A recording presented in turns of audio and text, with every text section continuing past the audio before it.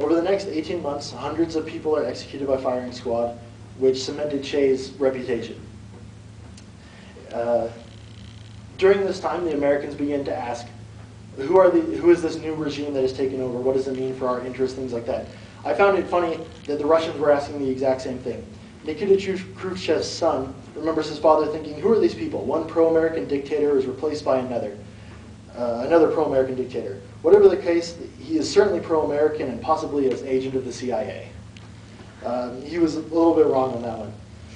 Fidel, during the early months after the consolidation of power, goes to Washington and famously proclaims that he is not a Marxist, not a communist, and identifies himself as a democratic humanist.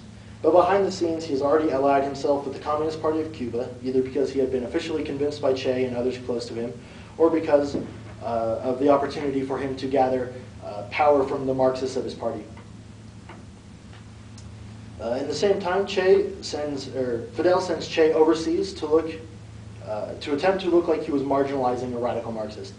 The overseas travel, however, is important to the survival of Cuba, as Che begins a tour through Africa, Asia, and Europe, and finally makes the first contact with the Soviet Union, making them a deal that the Americans had previously rejected in buying Cuban sugar, and for the sugar, they will receive weapons, aircraft, and tanks. They also receive oil, which the oil refineries owned by the U.S. on Cuba refuse to process. When he returns, Fidel promotes Che to the head of the industrialization department and puts him as the head of Cuba's national bank, where he shows his disdain for the mercantile class by signing the currency simply Che, an immense assault to capitalists, I guess. The first seizures of land in May 1959 prompted those opposed to communist views to begin fleeing Cuba. In response, Che takes a more radical plan, in which he thought the only way for Cuba to remain sovereign from the United States was to become economically independent of them, and to sever all economic ties with the U.S. At the same time,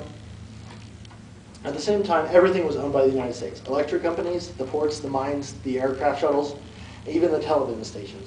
The government nationalizes all American oil industries, and within months, all American-owned companies are seized by the Cuban government. This is the last straw for the Americans, obviously, and they make plans to eliminate Castro and Che and to roll back the revolution, culminating, in course, in the Bay of Pigs invasion, which, because of the general knowledge and time restraints, I'm not even going to pretend I have enough time to go into here. The important thing to note is that Che had absolutely nothing to do with the Bay of Pigs invasion. He was stationed several miles south. However, the victory fell square in the laps of both Fidel and Che, who were seen as these strong individuals fighting American imperialism, essentially cementing them as very powerful leaders of the country.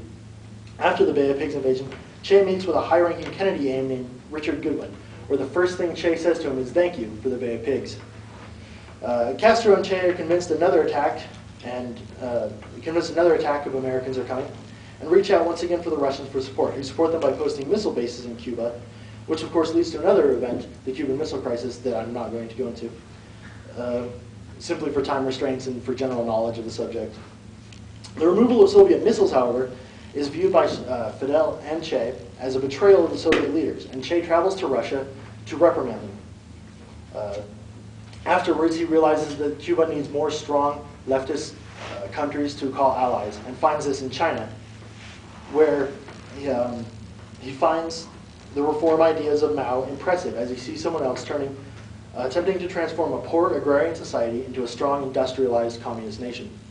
From China, Che gets the idea of what he called the socialist man, someone who does not avoid labor but holds himself to a standard of self-sacrifice for the betterment of mankind, and returned to Cuba to instill these ideas into the citizens.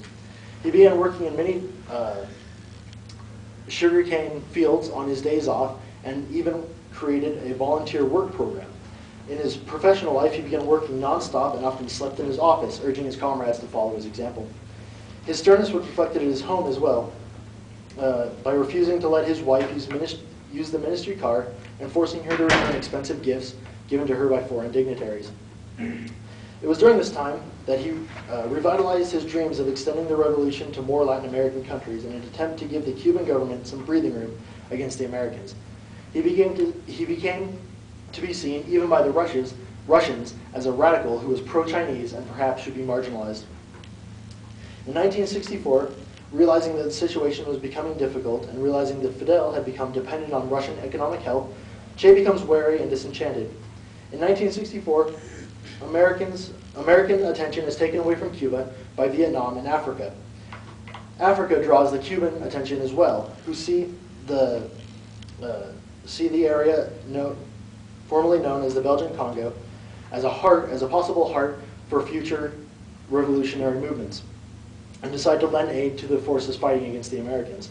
Before leaving for Africa, though, Che heads to New York to address the League of Nations, wearing the fatigues of the revolution. He attacks America for its involvement in the Vietnam and in the Congo.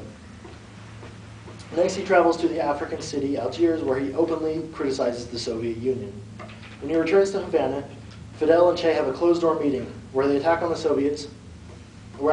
the Soviets, it is decided that Che should perhaps leave the sphere of Cuban politics.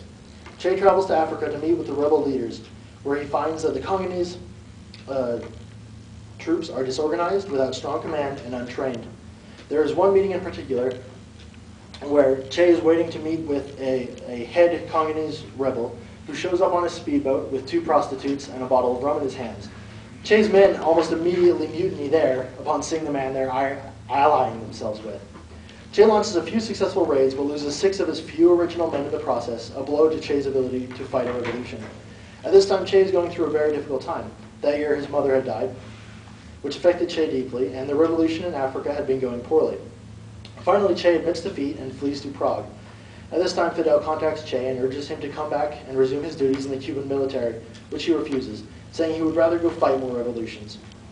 Fidel brokers a deal with the Bolivian Communist Party for Che to travel to Bolivia and lead a revolution there. Che jumps at the chance and hopes to start a liberation war that would spark revolution all over Latin America and sap the strength and firepower of the United States. To sneak into Bolivia, Che develops a convincing disguise as a middle-aged businessman by plucking out each of his hairs one by one, donning glasses and a tweed suit, and having an identity created for him. After entering Bolivia, Che changes the plan. Instead of using Bolivia to start revolutions throughout Latin America, he decides that Bolivia will be the start of an all-encompassing revolution led by him. The Bolivian Communist Party refuses to follow this plan unless the Communist Party of Bolivia heads the operation, and Che refuses, losing support of the party. The prevention of Che's plan leaves him with a mere 24 soldiers. As Che attempts to start his campaign, he quickly finds that the supplies are limited and that the peasants support the revolution very little, because they often own land, had democratic elections, and had a free press. This lack of supplies and support did not stop Che, who reasoned that if he could do it in Cuba, he could replicate the revolution in Bolivia.